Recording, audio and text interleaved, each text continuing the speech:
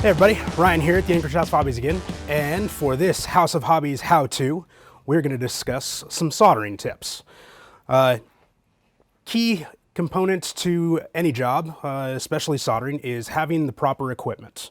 A quality soldering iron, like this Hako here, having good solder. We use mostly silver solder, as well as little jigs and holders for manipulating everything. We particularly like the jigs up for holding your connectors and bullet plugs while you're soldering. Need some wire strippers, some pliers that hold firmly. Solder sucker is a handy extra tool to have. Use this little vise often. And then heat shrink. So whether you're doing batteries, speed controls, motors, or many other things, these tips will cross over to pretty much everything. All right. So when you're soldering, you want a nice clean tip, and that's what the sponge is for. Have that nice and wet, so you get that clean, and then you tin your iron, or wet the iron is another term for it. So you're getting solder on the iron, and that helps transfer the heat. All of this is about transferring heat. So we'll jig up this Dean's plug. This is one of the most common connectors in the hobby, and a lot of people have trouble with it. A lot of it is an iron that isn't up to the task, as well as just understanding the process. Just going to use some scrap here, but trim just a tiny bit off of your wire. Then using something to hold it, because it is going to get really hot. As far as temperature goes, you only use as much heat as is necessary for the job. Common misconception to just crank your iron way up and use all the heat possible. Right now, we're running 12 gauge wire here. I'm at 700 degrees. So, clean off the iron, wet it, and then we're going to tin the wire. So, it's all about patience and contact. Hold it on there with the solder wet on the iron. That'll distribute the heat and help it transfer. And as you feed solder in, you'll see it wick up into the threads of the wire, into the strands. The object here is to get the solder to penetrate all of the strands completely. So go until you can see that it is fully coated and thoroughly penetrated. And at the end, you'll have a nice smooth end. If you check all of the sides and you see any strands showing, that's not a good solder joint. You'll get a cold solder job, and that is no good. You also need to tin your surface. So on the Dean's plug, we'll clean off the iron, wet it or tin it, and apply the heat and apply a little bit of solder. And that's all it takes. Do the negative side. If it's not happening quickly, then something's not right. You most likely, it all comes down to, again, heat transfer. So whether it's contact patch, if you're jostling around, every time you move the iron off of the connection, the heat goes away. Okay. If you're doing a connection on, say, a battery or a speed control, as opposed to I've got an open end here, make sure you get your heat shrink on first. Otherwise, you got to take it off and redo it. So, need some scissors for that. All right.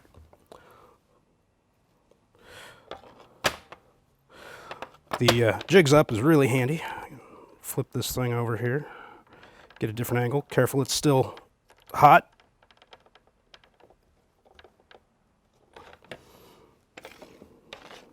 All right, so clean your iron, tin it, and then apply the heat to the wire, and you'll see it. You can watch the iron go from a dull silver to a glossy silver when it melts.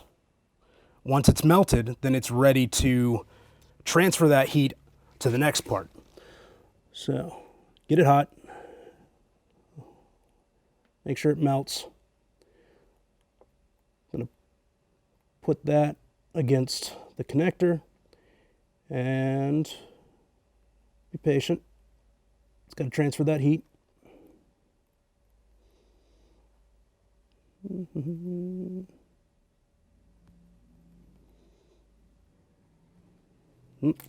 So that's not transferring well. It's because the wire sucked up the solder off of the iron. So retin. If it's not happening fast, something's not right.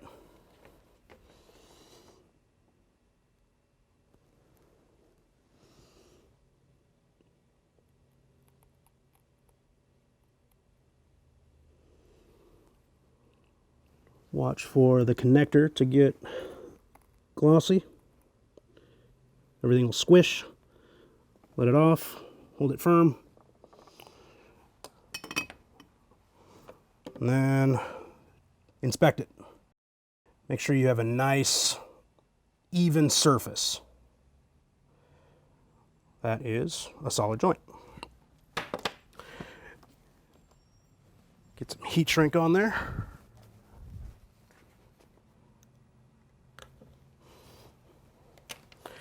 A lot of people will use a lighter for doing heat shrink. I really prefer a heat gun.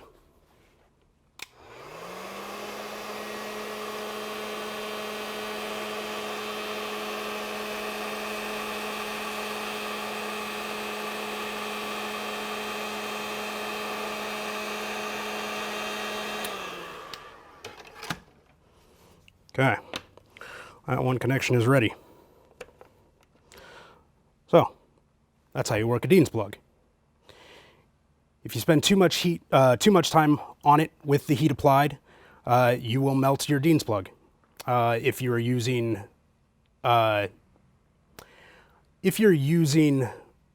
knockoff Dean's plugs, they melt faster than genuine Dean's plugs. We'll show you again on an XT60, another very common connector.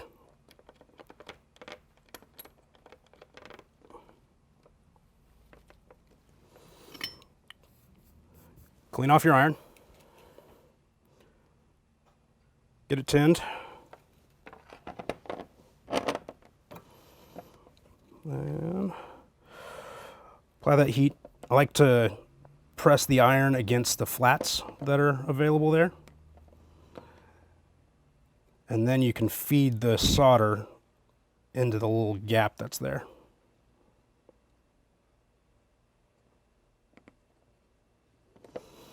And then you can see it's fully coated, nice, smooth. The heat was fully penetrated onto the connector itself.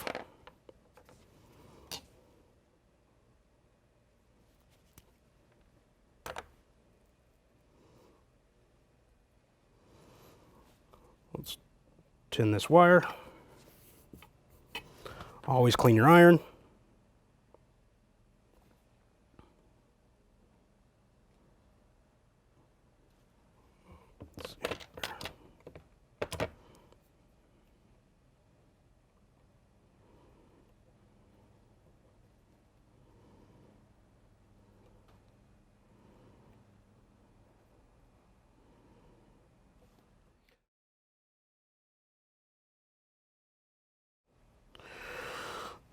So make sure that you're feeding solder at the base of where the heat is highest.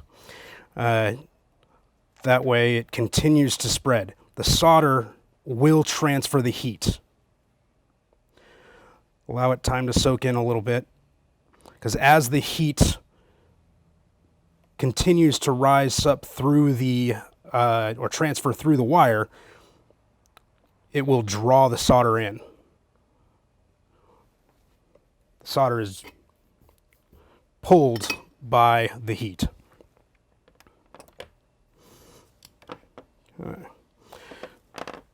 Also, verify the positive and negative connection. Make sure you're getting the right one. This is demonstration purposes, so slightly less important for what I'm doing right this minute. Okay. So, heat the wire. Make sure it glosses over and softens up completely. Then apply it to the connector. Wait for that to get soft. The wire will squish in. You'll see the solder gloss over and pull up. And then pull the heat off and hold steady. If you start jostling around too soon, then that connection will break. But there we have a nice, clean, thorough joint.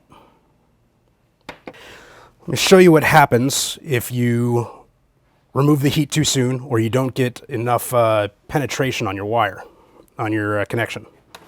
So, I guess we'll build a connector here. Let's build an adapter.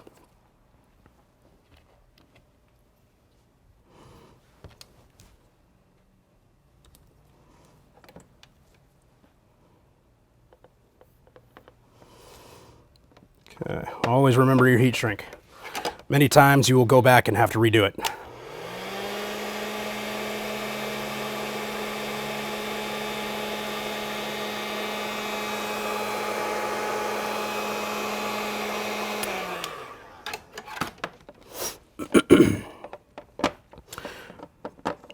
Okay, so now I'll show you what a cold solder joint looks like.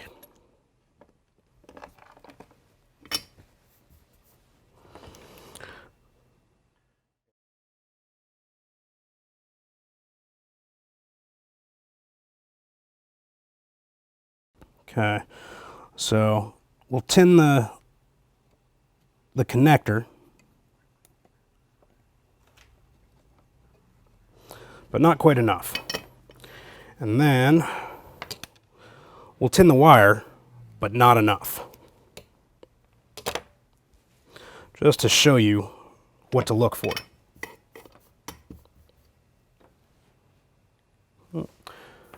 Clean iron.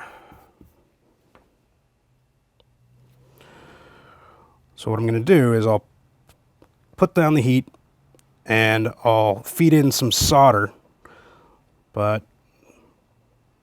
it won't be enough.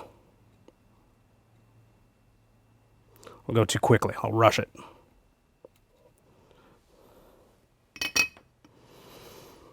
And you often get that where you can see solder good on one side, but not on the other, and not penetrating in the center. And when you go to make your connection, the small amount of solder that's there will work, but your connection's not going to be very good, and it will fail on you. Can't see it. Let's see here. Let's go this route. Throwing things everywhere.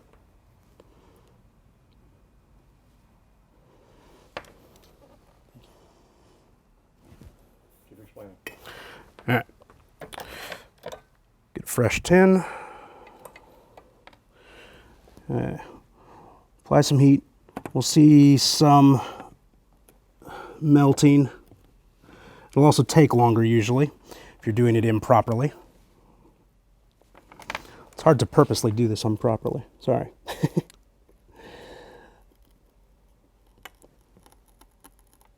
And on. So it melted. But we have gaps as well. You can see the strands of wire in that connection.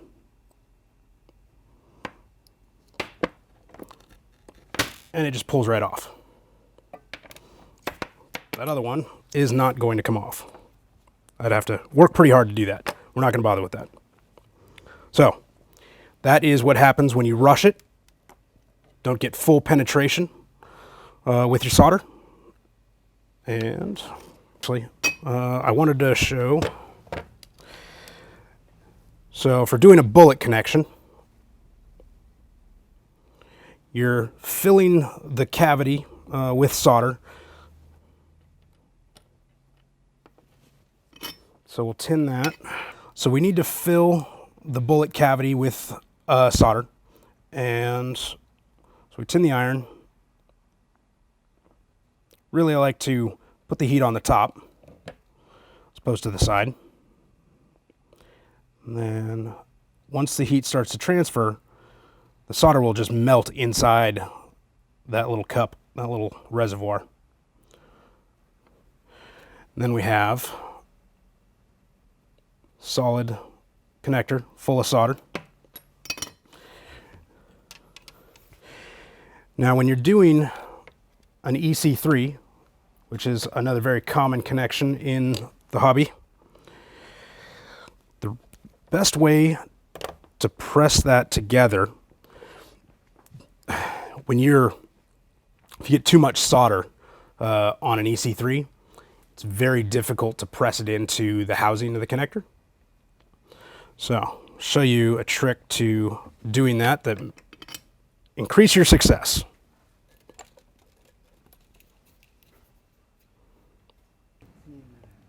All right, so soldering up, tinning this wire. Make sure to keep that heat on there steady. Don't jostle around and move your iron around a bunch.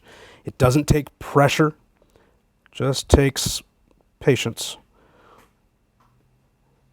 The solder itself will draw the heat in. It will transfer the heat. So get a nice, thorough penetration there.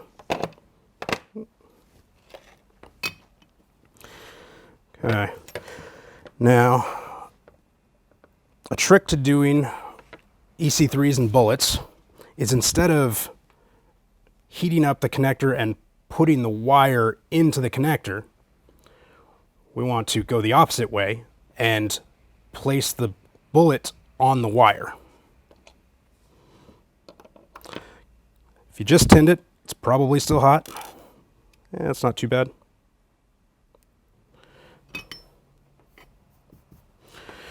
Clean off your iron, tin it. And then with this, if you can put a little bit of heat on the wire, you can see it liquefy. Put a little heat on the bullet. Get them both hot at the same time. And you'll feel the wire drop down further into the bullet.